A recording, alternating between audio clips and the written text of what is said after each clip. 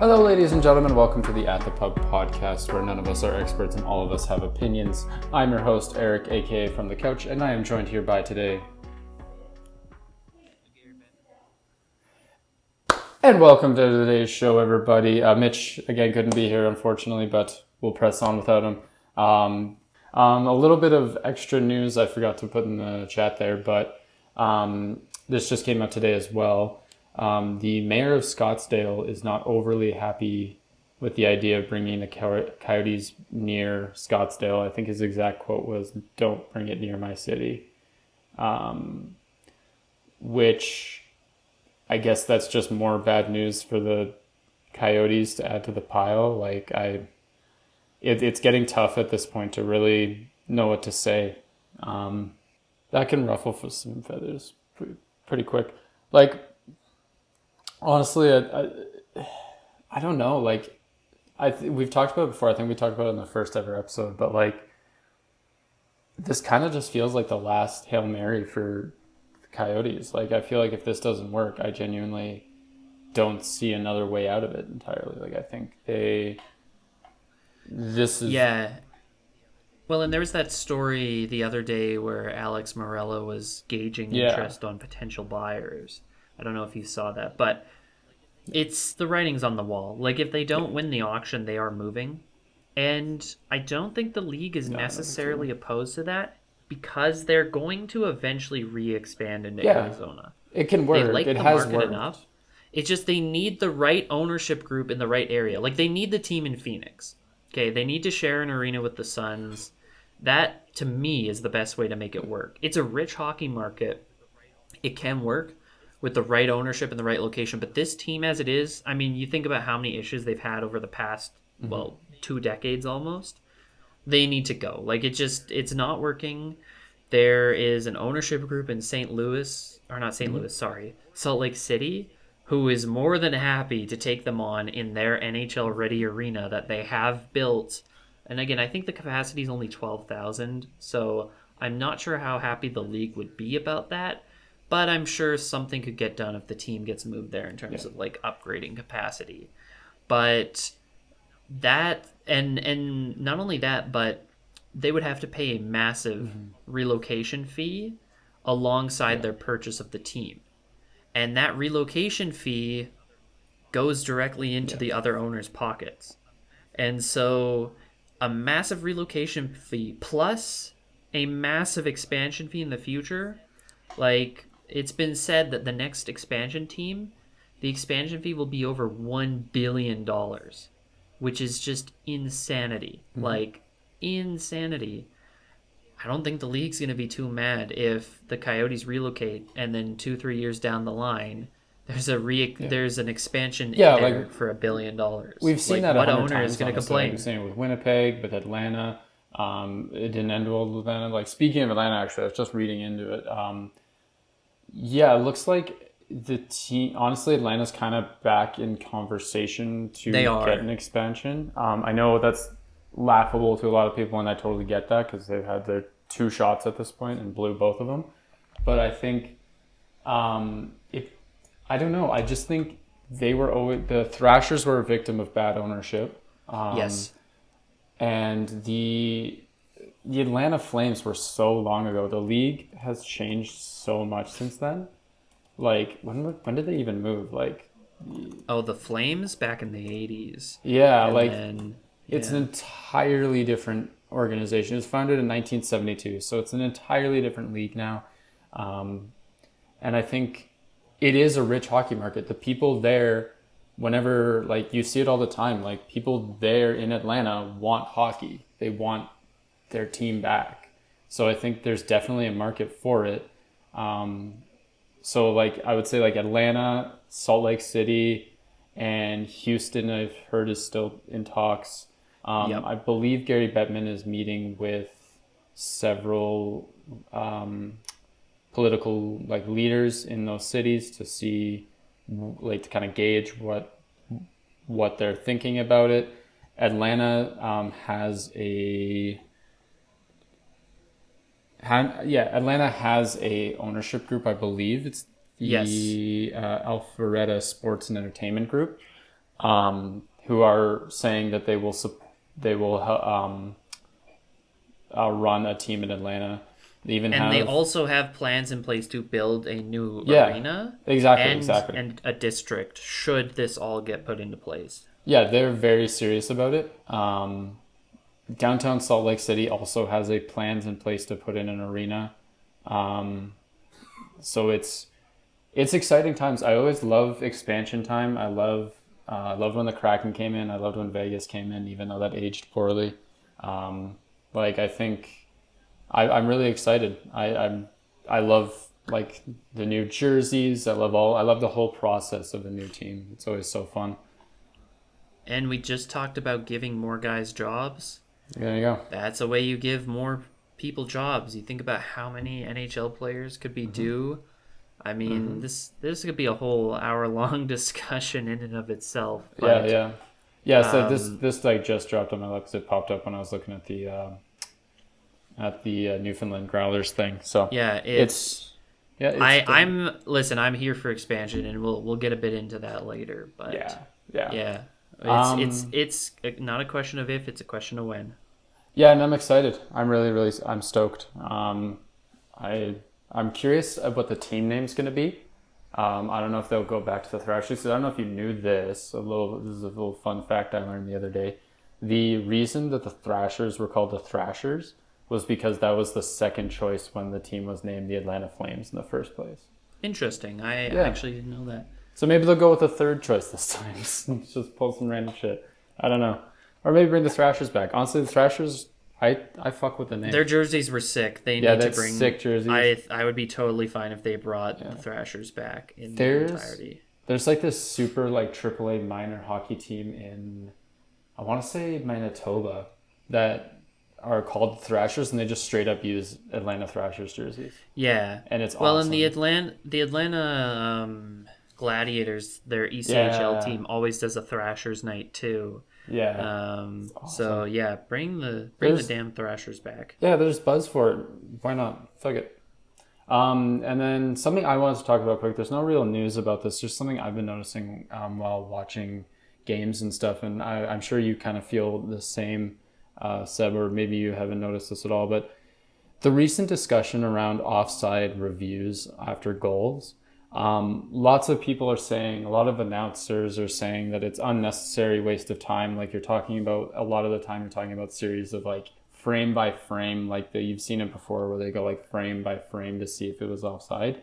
And the argument is basically, does that really affect the play that much that a goal would need to be called back if a guy was millimeters offside? And I don't know, I want to kind of get your take on it. Because I kind of my only real issue with it is just like, at what point do we draw the line? At what point are we like, okay, this is more offside, this is too offside, and this isn't offside enough? You know, it's hard to kind of put that balance because like every kind of situation is different. Like the only way to perfect it would be to add like video after review, like many other professional sports leagues have. But at the same time, offsides are different every single time. Like some guys are just barely pixels offsides, and they'll get called for it. And then other times, same thing, won't be called. Yeah. And in either of those scenarios, like them being offsides ultimately didn't change the flow of the play. But it's such a fine line that I don't think it can really be touched. I know people are mad about it because it breaks up the flow of games and it takes longer. But I think it's a necessary evil because you don't want to get to, like, what is the other situation? They just don't review offsides? Like, or do they only if it's super egregious? Like, and like you said, at what point do you draw the line? So I think it's as good as it can be right now. I understand the frustrations, totally do. I personally think that the people who are mad at it should probably realize that if they were to implement like video refs, that they would be reviewing every single play in the situation room, and you would see probably a lot more goals called back that aren't reviewed for being just the slightest bit offside. So It's tough, but I think it's a necessary evil to make sure. Like I was thinking, like if it happened to your team, how pissed would you be? Oh Like yeah, you'd be and pretty everyone's pissed. experienced that. Everyone's had like the one like off cycle, like the one that sticks out to me, that was missed was the I will never let this go. The Makar Yeah, I was just about to possession say. thing in the playoffs when they got swept when the Oilers got swept by the Colorado. I I will never let that to go. And it was a funny story. I was watching that game at a bar, and I was dressed up in my Oilers drip head to toe, and I was very clearly upset when that goal was allowed. And then the bartender, I believe, tried to explain to me it's the way he had possession of the puck, that he technically had possession, even though he really kind of didn't. Um, I've never heard that before, so I think I'm not very familiar with the rules of offside, but like I just think, yeah, like I don't know. I think it's somewhere in the middle where you can't outright ban offside reviews, and you can't offside review every play. You know, it has to be somewhere in the Yep. middle. Um, and like, this is honestly a testament to how good the video coaches are, where they can detect this shit like within millimeters after a goal, and then have time to challenge it. Like it's impressive. But I am of the opinion that personally, I think if it takes you 5 minutes just to decide if he was offside or not, then it didn't matter. Yeah, I 100% agree. Yeah.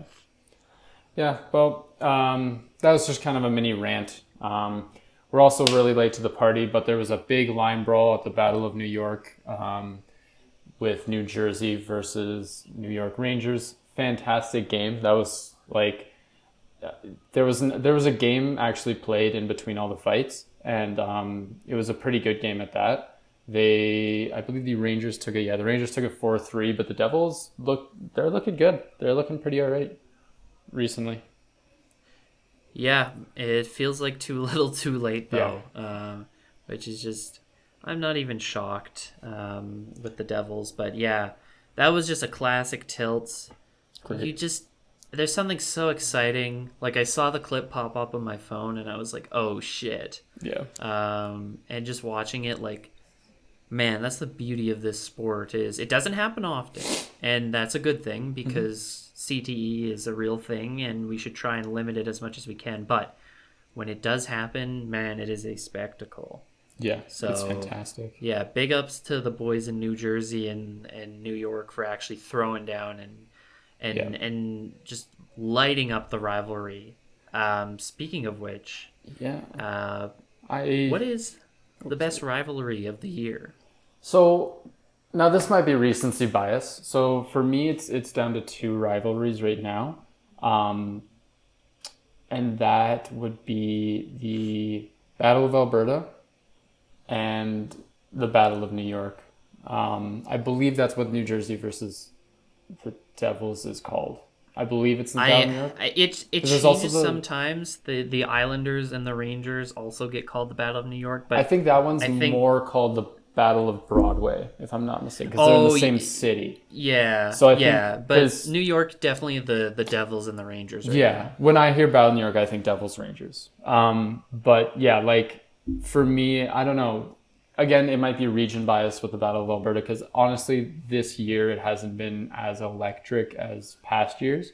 Um, it's still been really good hockey, but I think the Devils are making, or the Devils Rangers are making a huge case for being the best one. Just because each game has been um, so fun physically. They're just entertaining games to watch. They were lopsided every game except this one, more towards the New York side, of course. Yep. But I don't know. As a fan of physical hockey, I mean, you can't really look much anywhere else. Yeah, I agree. I definitely think the Battle of New York this season has been great. The Battle of Florida, I admittedly haven't gotten much of a chance to watch. I Yeah, remember a few years ago, even last year, those games were exciting. yeah, Like I think back to 2 years ago when they faced off in the first round, And man, that was a bloody series. That was, Yeah, it was a grand old time. I think right now the Battle of New York is king. yeah, The BOA for me has kind of gotten a little boring. Like, or not that it's boring, but it's just not fun when there's when always one been. team sucks. Like, Yeah, yeah, at least in the peak Goudreau Kachuk season, like they split the series and it was like tight. And like obviously the playoffs went how they did and they destroyed the Flames, but ever since then it's just been like it's kind of lost its magic. Like the Flames have either had no idea what to do in last year with Daryl Sutter or just been not a good team that is somehow still trying to contend even though they're so far out. They're closer to 5th overall than they are to the playoffs. It's the BOA to me is the best rivalry in the league, but it only works when Historically. both teams are at their peak.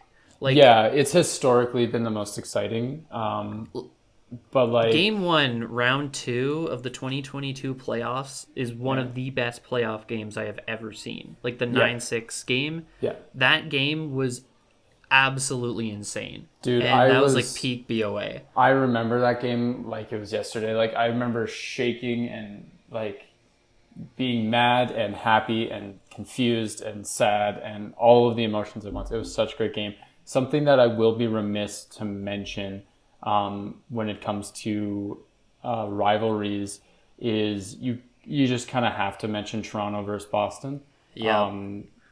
Arguably, in my opinion, the greatest playoff game in history in I think 2013 with the comeback, the Boston comeback for The 4-goal comeback. 4-goal comeback in the third period. Unbelievable. Like I still get goosebumps watching clips from that. Yeah, like if you ever like get the chance, just like watch the highlights for that game at least, because it's electric even to this day. And that game will be an instant classic for like immediately went down as an instant classic. It's remembered. It's the ultimate meme against the Toronto Maple Leafs. And how could you not enjoy it? And even this season, I believe they've been pretty good. Their games have been tight this season, and man, I hope that they have a playoff match ahead of them because the Leafs Bruins again, that game, but all of their playoff matches against each other are just next level. Yeah, like these teams hate through generations. These teams hate each other, like absolutely hate. Original six battles are always huge. And that's why I'm excited to eventually see Detroit back in the playoffs. Yeah. Obviously, the Rangers have been stomping since they've been in. And, man, in a year or two, when Chicago gets their way back into the playoffs, oh, man, it's always better when original six teams make the playoffs. It really is. Same goes for Montreal, too. Yeah. Like Montreal and Boston is pretty good rivalry as well. I just think 100%. Toronto versus Boston takes the edge a little bit just because of what you were saying with rivalries in general are just always at their best when both teams are playing well. Like when both teams are good, then a rivalry is at its best. And I think that goes for any rivalry. And the Leafs and the Bruins have been hot for a long time now. They've established themselves as top tier in the league. So watching them go at it is just fantastic. Also, the battle that spawned out of the last year's final.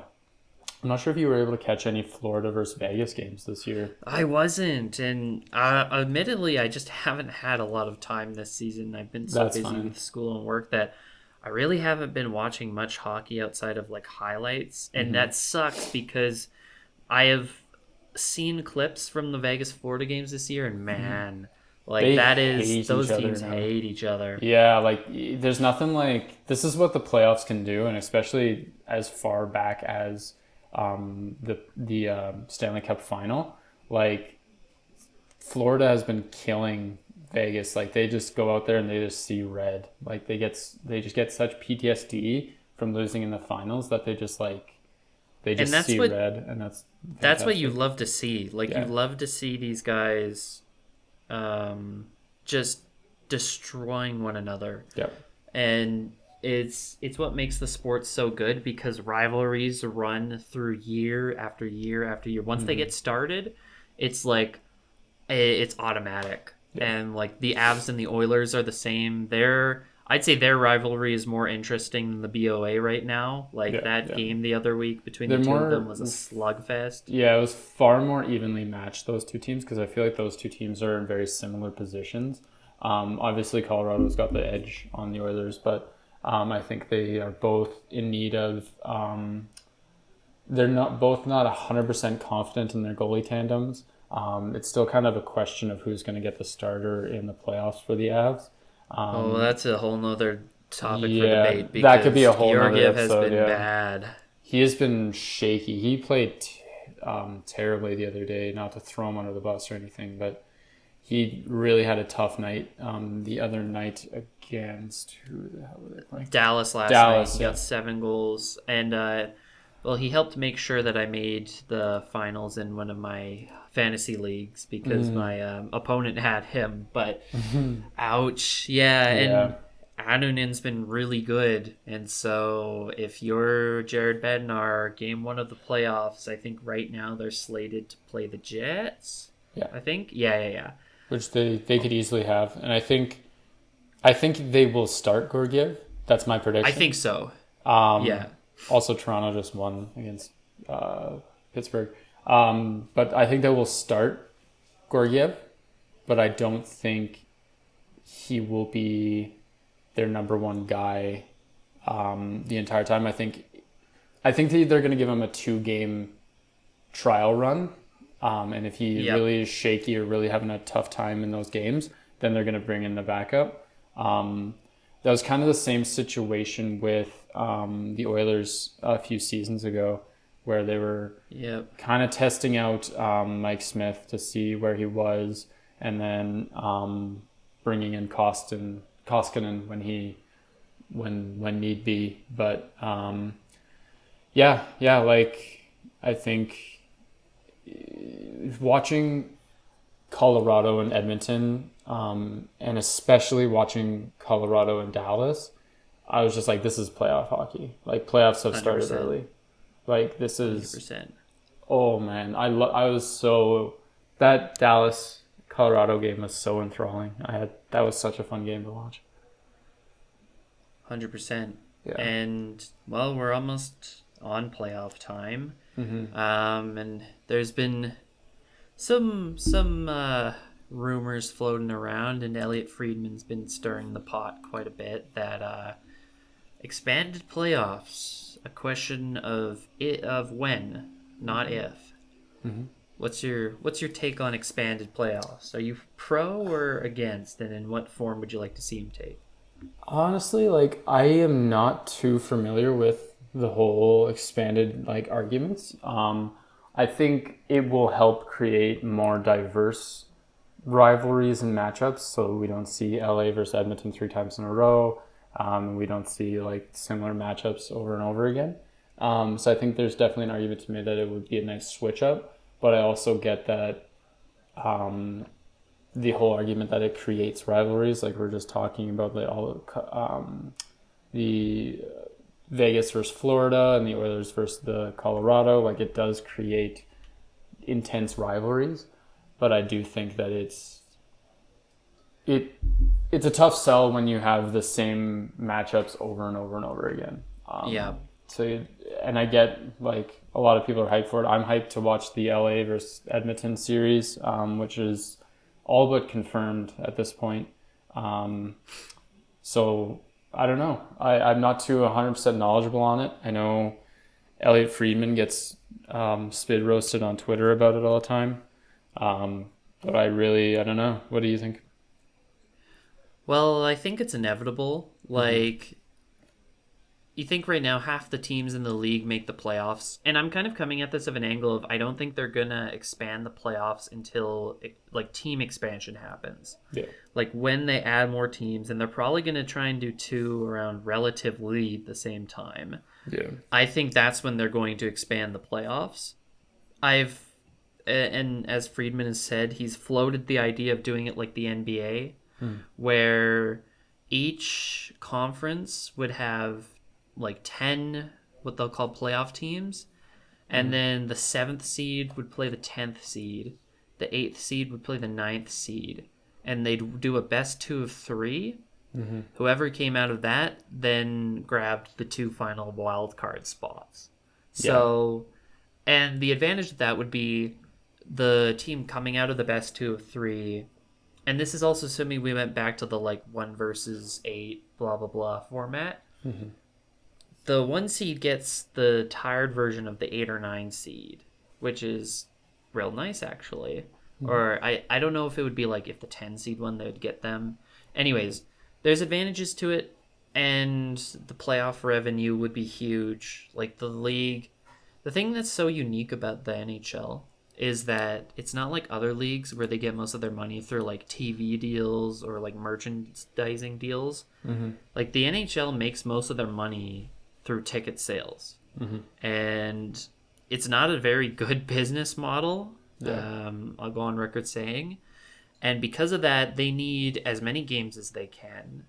And they need as many people coming to games as they can. And what better way to do it than have more playoff teams and more people getting invested in playoff races? And what would be your ideal playoff format? Like, what do you think they should implement? Well, my ideal, even pre-expansion, is I think they need to go back to 1 versus 8 in each conference.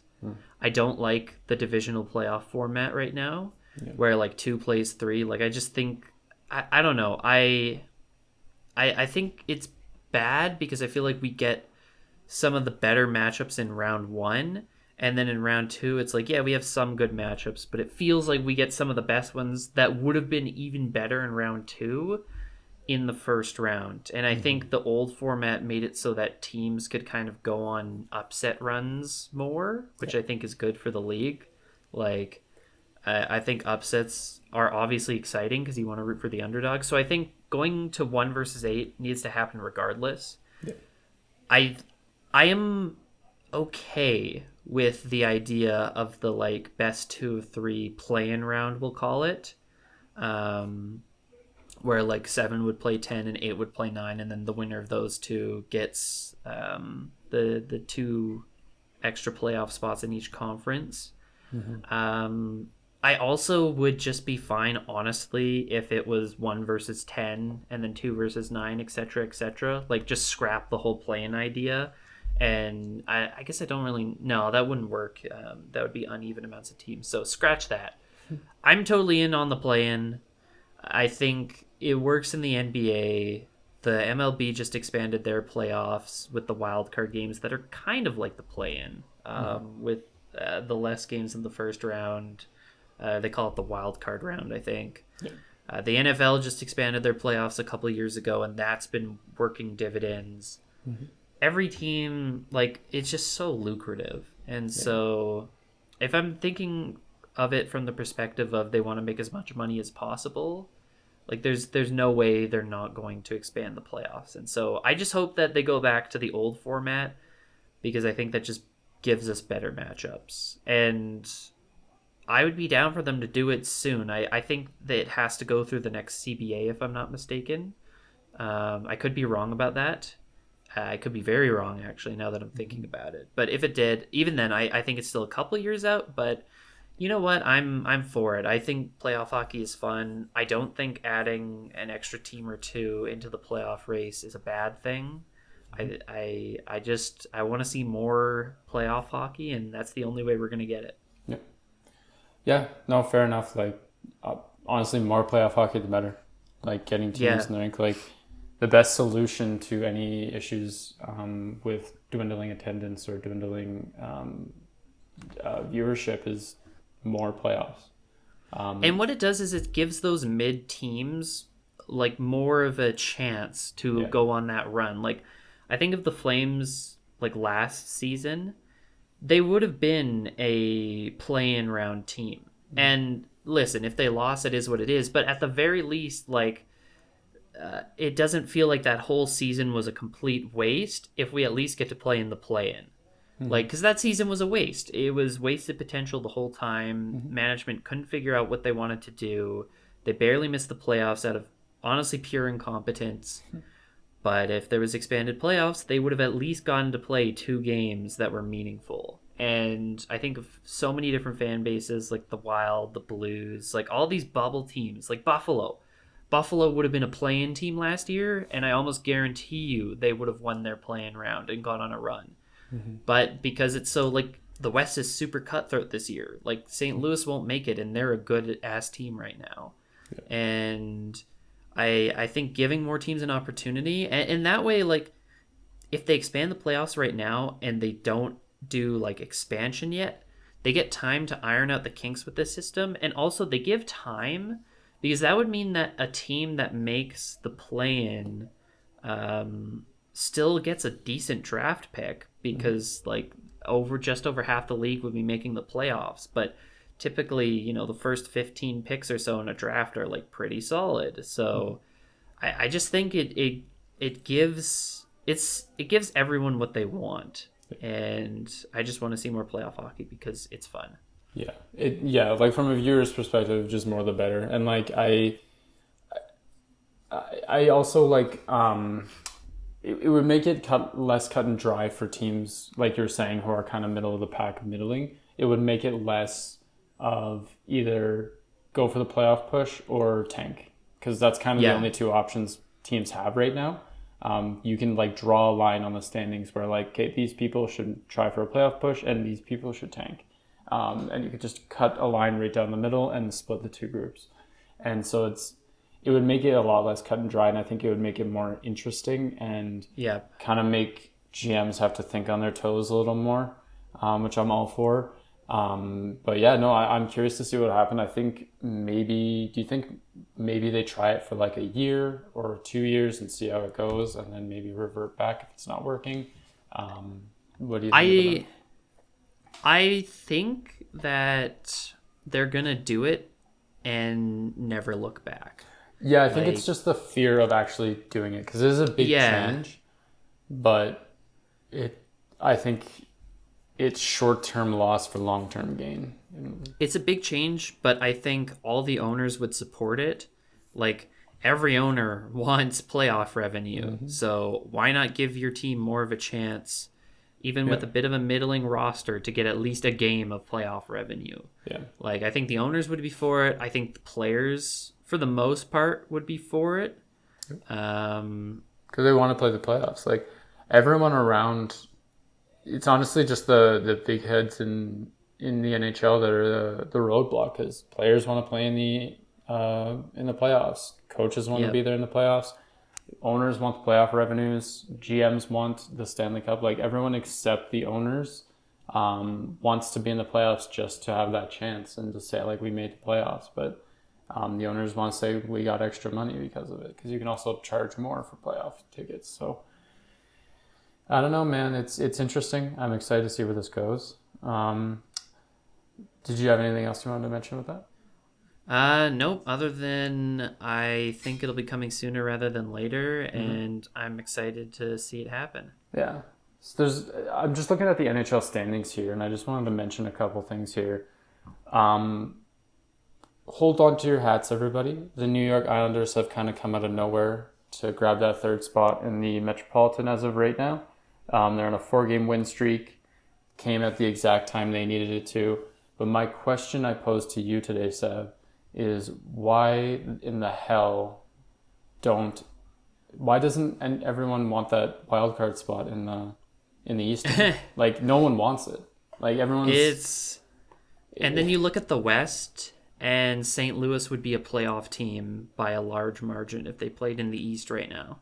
Yeah. Like, nobody will... Like, Pittsburgh just lost in overtime. That probably does it for their season. It's really going to be down to the Red Wings and the... Red Wings, Caps, and Flyers, or I guess, and the Islanders. But man, all of these teams suck. Like, there's no other way of putting it. It's true. Like, it's hard because like so many of these teams, like I've seen so many of them, and now they're at the spot where they're like. Each game that they play is so crucial. Like, watch any Capitals game, any Wings game, any Flyers game even. like the ones that have disappointed me the most are the Flyers. Like they were so good and they were looking so strong, and now Yeah. like they just got off a 6-game lose streak. They're now on a 2-game lose streak. Like it's what the fuck happened? Like it was a monumental fall from grace. Again, they're in a enviable position. They're playing with house money. No one thought they'd be in this position, but still, like, what? It's interesting. I've never seen such a fast and such a drastic drop off this late in the game. Yeah, they are. I don't know. Listen, whoever makes that final wild card in the East, I don't think any single sane person would pick them to win in the first round. No. And I mean, we've seen crazy upsets before, but none of these teams, like, none of them are upsetting. Like, I genuinely cannot see it. So it's the battle of who wants to be a first round exit. Like I get that. I don't know. Like, who would you put your money on? Like, who would you say, like, in the East, who's clinching next? Who's clinching next? Who's even left to clinch? I think I would say New York. The Islanders. Yeah. Yeah, I do think so. I think they've kept it up enough. But I don't know. At the same time, if Detroit goes on a run here, they could do it. Mm-hmm. It's not mathematically impossible. I do think the Islanders will get it just by virtue of the division they play in. But I wouldn't be shocked if Detroit figures it out. But at the same time, nobody's playing well. It's so crazy to me. If the Islanders were in the West, they'd be in 10th. Yeah, That's which is insane. Wild. Yeah, like I'm saying, St. Louis would be in that second wild card spot right now. And they would have a death grip on it. So, yeah, and you could make a case that, listen, I know that everyone's stumbling in, but you can make a case that if we had expanded playoffs, like things would be a little bit better right now. Yeah, it's just, I don't really know what to say. Like, they just suck. All of those East teams do not want it. They suck. Yeah. And I'm not taking any of them in the first round. Like, my bracket, whoever makes that last spot, it doesn't matter who it is. I'm not taking them. If they somehow win that matchup, great for them. But I think you're a fool to bet money on any of these Eastern teams because it's just not it this year. Maybe next year some of them will be better, but not this year. I would honestly say Washington if their last 4 games didn't happen. Like, yeah, well, they were going on quite a run, and I was like, okay, but great. They've been just like they lost to the Sens yesterday. Like, it's just you can't. They are bar none, the most confusing team in the league. Like I have no idea what to expect from them from a night-to-night basis. From a period-to-period basis, I don't know what to expect from them. Like, yeah, it's really tough. Like and that's the thing about all these teams is that they are playing like garbage at the worst time. Yeah. Like, this is where you need to get hot going in. This is where you need to start going on a run and get that momentum.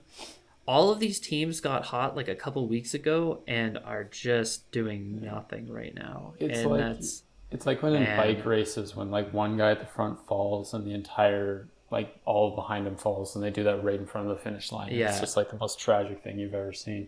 Like I don't know, like honestly, like I don't want any of them to make the playoffs. Honestly, I don't mean to throw shade on any of those fans. Other than the Flyers, I don't see any of these teams deserving that playoff spot. Like a lot of these teams should. Yeah, but Buffalo is. They don't deserve it, but they don't deserve it at all. They're playing worse than expected. But like Philly is the kind of opposite where they're playing a lot better than expected. Even at 11th in the Eastern, that's insane. That's unfathomable. At the start of the season, I thought this was a transition year. Like we've said before, like everyone thought this was a transition year.